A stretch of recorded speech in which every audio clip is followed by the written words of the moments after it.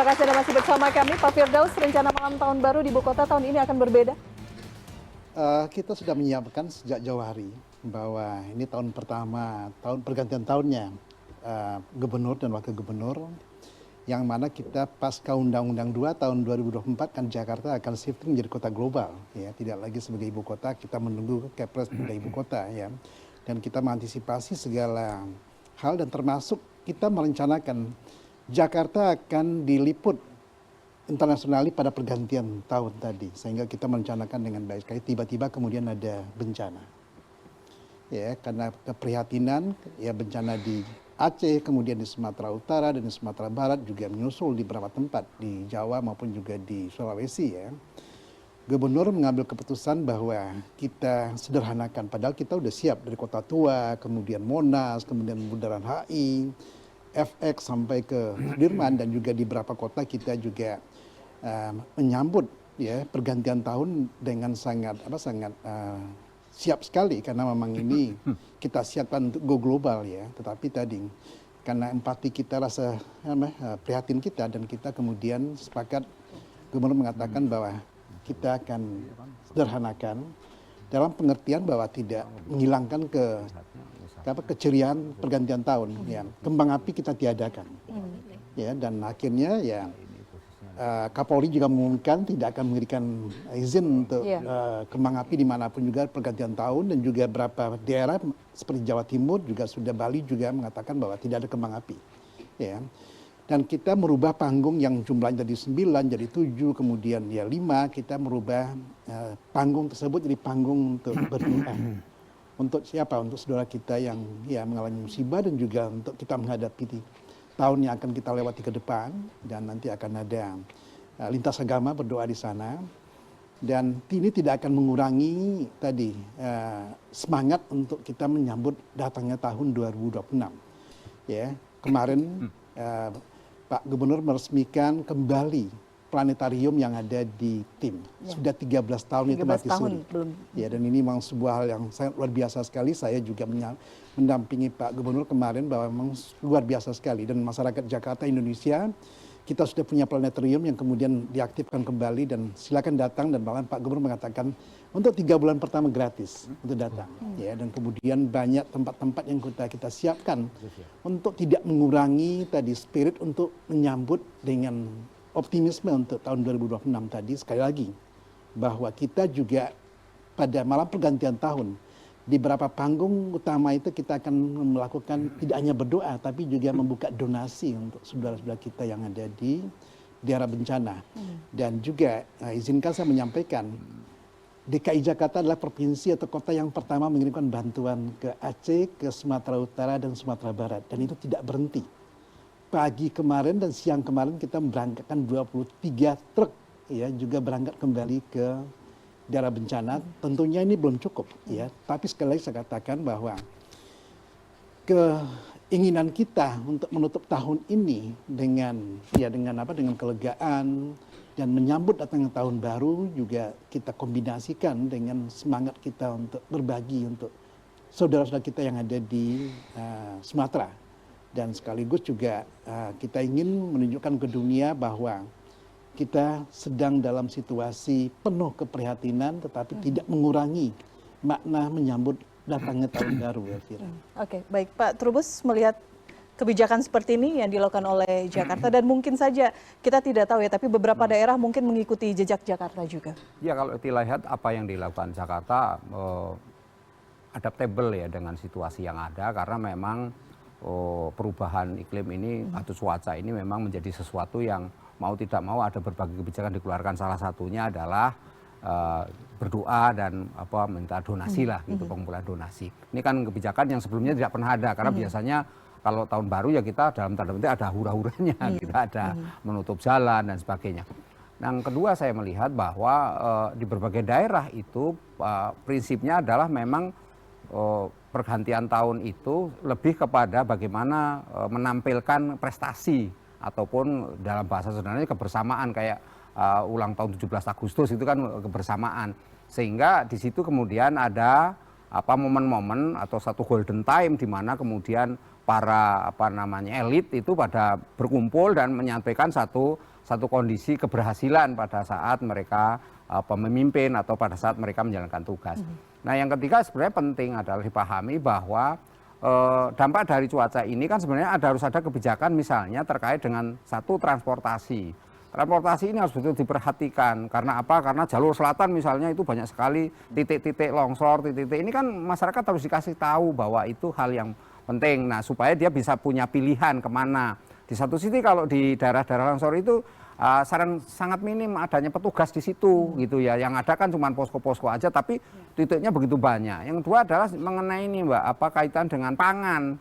Ini banyak sekali kalau udah cuaca buruk, ekstrim seperti ini, kemudian muncullah ini apa namanya free rider. Jadi orang-orang yang memanfaatkan itu, jadi menaikkan harga dengan ugal-ugalan itu. Jadi ongkosnya berkali-kali. Itu terjadi bertahun-tahun, tapi gimana ya, publik sepertinya kemudian ya sudah itu memang kondisinya lagi iklim buruk lagi, padahal itu persoalan sebenarnya bisa diterobos dengan kebijakan-kebijakan. Di mana kebijakannya? Yaitu menyediakan apa logistik di daerah-daerah yang memang potensi ini cuaca buruk ini tinggi.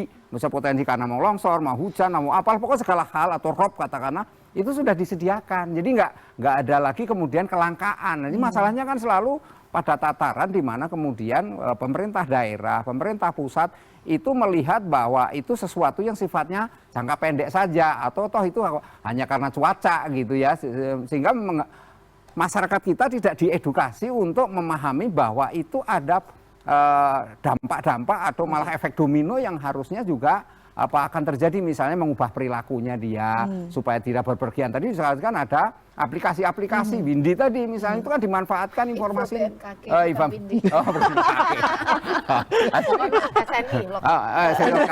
bahasanya datanya komplit. Komplit ya info BMKG. Oke, baik. Aja yang penting. Baik, Pak Sardi, sekali lagi pesan kepada masyarakat wilayah mana saja kemudian perlu diwaspadai.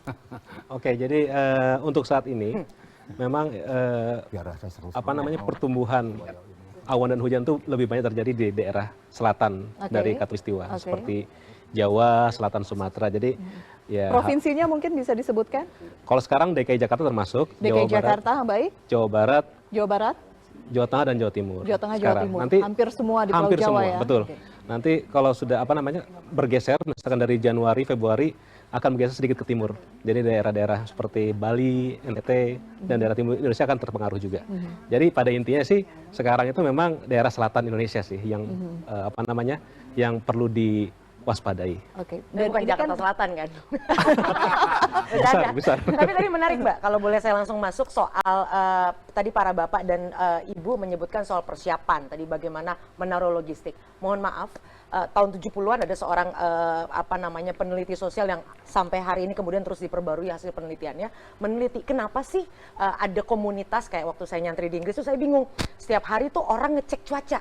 Karena saya pikir awalnya karena mereka ada 4 musim harus pakai baju apa, bahkan roda ban aja harus diganti gitu kan karena menyesuaikan dengan cuaca. Tapi ternyata tidak. Kalau berdasarkan penelitian tahun 70-an itu bahwa ada yang namanya karakter budaya ketidakpastian. Indonesia skornya uncertainty avoidance terhadap ketidakpastian itu sangat rendah. Asia rata-rata skornya 58, kita 48. Artinya apa? Kita karena punya tingkat keyakinan tertentu bahwa misalnya bencana itu mah takdir gitu ya. Kita relatif tanda kutip di sisi bencana agak perlu hati-hati dengan kearifan budaya ini. Walaupun di sisi lain kearifan budaya ini menjadi sangat penting. Kita tidak mudah stres. Masyarakat kita nggak gampang stres gitu ya. Tapi di satu sisi ini agak berbahaya. Negara-negara dengan skor ketidakpastian yang sangat tinggi itu mereka sangat prepare sekali.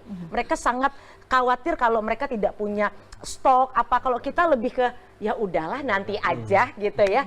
Nah ini yang kemudian memang sekali lagi bisa diputus karakter budaya tersebut lewat pendidikan. Nah inilah kenapa kemudian pendidikan lagi-lagi menjadi penting, bukan dalam konteks pendidikan yang menekankan fear mongering, menakut-nakuti segala macam, tapi isinya adalah bukan soal larangan, tapi pilihan. Bahwa kita nggak ngarang kamu mudik kok, bercengkrama dengan keluarga, melepas rindu dan sebagainya. Tapi bisa loh, mungkin jangan jam pagi, agak sore, atau mungkin 3 hari lagi, atau modanya kita pilih ya, dan sebagainya. Nah, ini bentuk komunikasi yang intinya jangan memvonis emosi manusia, karena dengan karakter komunitas seperti Indonesia justru kita akan cari putar balik, bukannya malah tambah waspada, malah akhirnya pura-pura nggak mau dengar, pura-pura nggak tahu. Nah, pemahaman komunikasi seperti ini yang perlu kita desain bersama agar para ilmuwan, tokoh-tokoh yang sudah menurunkan ilmunya dengan kewaspadaan tadi itu benar-benar bisa terasa dan diterima oleh masyarakat. Oke, ini dimulai dari mana? Karena kalau misalnya kita dimulai dari pendidikan anak-anak sudah mungkin lebih gampang begitu ya bisa masuk ke kurikulum. Pendidikan untuk orang tuanya seperti apa? Pendidikan untuk yang lebih sepuh lagi seperti apa? Nah gini, masyarakat kita itu masyarakat lokomotif gerbong namanya. Bahasa ilmiahnya patron klien. Sebenarnya kalau lokomotif ini didekati, salah satunya adalah influencer. Influencer itu bukan cuma yang ada di TikTok, Facebook atau whatsoever namanya, tapi orang-orang yang memang didengar, dihormati di lingkungan terkecil, nah, kepala geng dan sebagainya. Once mereka mengerti, maka jamaahnya di belakangnya biasanya ikut gitu, dan itu biarkan seperti yang disampaikan oleh para prof bahwa ya dengan bahasanya masing-masing. Terus terang memang bahasa yang sangat teknikal itu menyentuh tombol rasio. Dan ingat, manusia mau matanya biru, kayak hitam, coklat, rasio itu selalu di belakang. Kita perlu pendekatan-pendekatan yang menyentuh tombol emosi. Tapi tadi emosi yang bukan hanya sekedar memberi rasa takut. Oke, baik. Sebagai penutup, mungkin Bu Dwi Korita ada pesan begitu ya? Iya. Untuk masyarakat yang ingin menghabiskan libur di potensi cuaca ekstrim ini. Jadi peringatan dini atau perakiraan cuaca itu bukan untuk menakut-nakuti. Tapi justru untuk membuat ketenangan, karena ini contoh lihat, ini ada beberapa jalur pilihan, mana yang awannya pakai hujan, jadi tidak dengan bahasa teknik gambar, ini awan ada hujan, itu di jalur mana aja, itu. Jadi kalau ingin ketemu orang tua misalnya, ini info BMKG tadi ya Bu ya? Ini info BMKG ya, jadi kalau lewat jalur A, ternyata jam yang kita rencanakan di situ hujan lebat. Delay jalur B, ternyata nggak ada hujan lebat.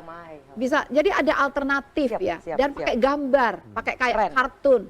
Nah kemudian atau ini kita tunda besok atau sejam lagi aja kita berangkatnya. Sehingga pesan kami silakan install aplikasi Info BMKG. Di sini ada khusus fitur ini dengan radar ya, fitur dan ini real time, near real time. Setiap 10 menit ya, data itu di-download, dan ini bisa membuat kita membuat perencanaan 6 hari sebelum keberangkatan. Jadi mudik dengan aman, silakan terus monitor perkembangan informasi cuaca dari BMKG melalui berbagai kanal, terutama aplikasi Info BMKG. Oke, setidaknya ini bisa memandu bagi Anda yang memutuskan menghabiskan musim liburan Natal dan Tahun Baru di tengah potensi cuaca yang tidak menentu saat ini. Bapak-bapak dan Ibu, terima kasih sudah berbincang bersama kami malam hari ini. Saya tutup, cuaca ekstrim memang tidak bisa kita hindari, namun dengan peringatan dini, kesiapsiagaan dan informasi yang akurat, resikonya dapat dimitigasi karena libur Natal dan Tahun Baru adalah momen kebersamaan, kewaspadaan, dan saling menjaga menjadi kunci agar liburan Anda tetap aman dan juga menyenangkan. Demikian Head to Head with Elvira kali ini menutup tahun 2025. Kita jumpa lagi di tahun 2026. Saya Elvira Karinisa, selamat malam, sampai jumpa.